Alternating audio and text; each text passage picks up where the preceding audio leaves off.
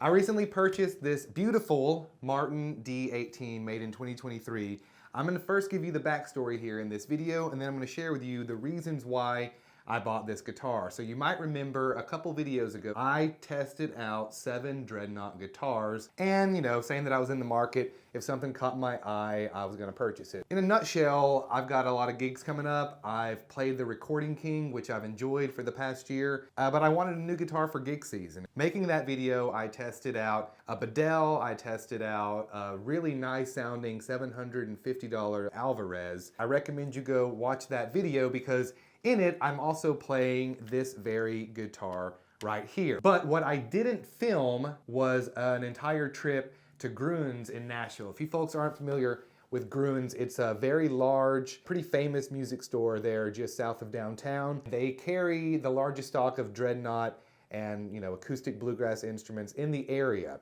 Now, before I went to Nashville, a few weeks before, I had also tested out a 2025 D-18. Going into this purchase, I was mainly looking for a mahogany bodied guitar, or a body made from mahogany, I'd rather say. So I did get the chance to play a brand new 2025 D-18 at a shop in Sevierville. And after playing that guitar, it was like, all right, it's probably gonna be a Martin here. Prior to owning the Recording King, which you've seen in so many of my videos, up until that guitar, I had only played a Martin guitar, even from my days learning bluegrass at ETSU. But those were the DX models, or the X models, I guess I should say, that were all made in Mexico. So that being said, this is my first American-made guitar.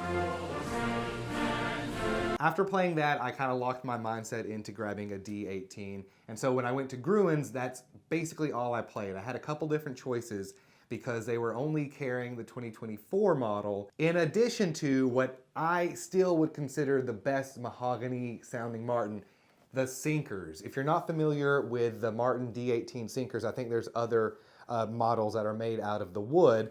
They have basically went into Latin America and dug up a bunch of old sunken mahogany. That's why they're called sinker guitars, or sinker mahogany. I'll put the correct verbiage right here because I usually just call them sinkers. But they've dried that wood out, and so it's legitimately old wood. It's old world wood from the 1800s and early 1900s, and the guitars themselves sound amazing. So at Gruhn's, I was going between the new D-18 and those sinkers, and I had every intention of walking out of the store that day with a new purchase. I went to see Billy Strings as well. It's gonna be like my spring break Nashville trip, but nothing stuck out to me. Even in the used section, they've got a great collection of new guitars, but for the most part, they're quite pricey. I played some Collins. I also played a really nice sounding Santa Cruz. That's actually the first Santa Cruz that I've had the chance to play, and it sounded great, but just a little bit out of my price range. That being said, the price of this guitar was definitely a factor. The price of eggs are insane, cost of living's going up, and so I can't walk into a music store and just drop $3 to $5 grand on a guitar just like that. And so that brings us back to the trip to Papa Odell's, where I first saw and played this Martin that you see here.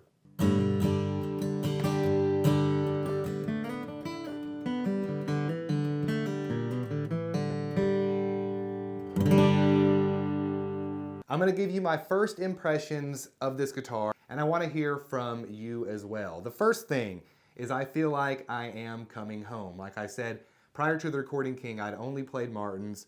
I was used to the shape, I was used to the feel, and so automatically I kind of got a bit of nostalgia putting this thing into the case and taking it home, busting it out, because it does look and feel like the guitars that I have played for most of my life, really.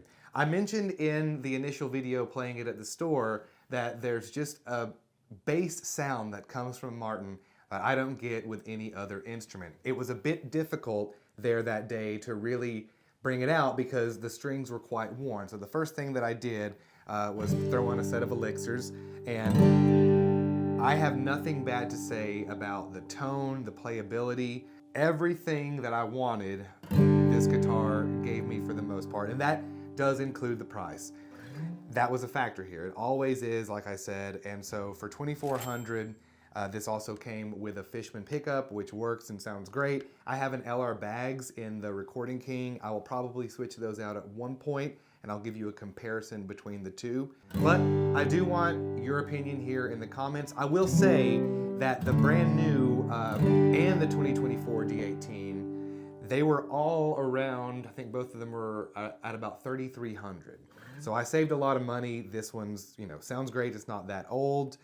Grover tuners, I might be switching those out for the Waverleys. As a matter of fact, I'm leaning towards that, but I haven't done it yet. But an additional selling point was, of course, the feel, but to dive deeper into that, the setup of this guitar was perfect, and it remains perfect.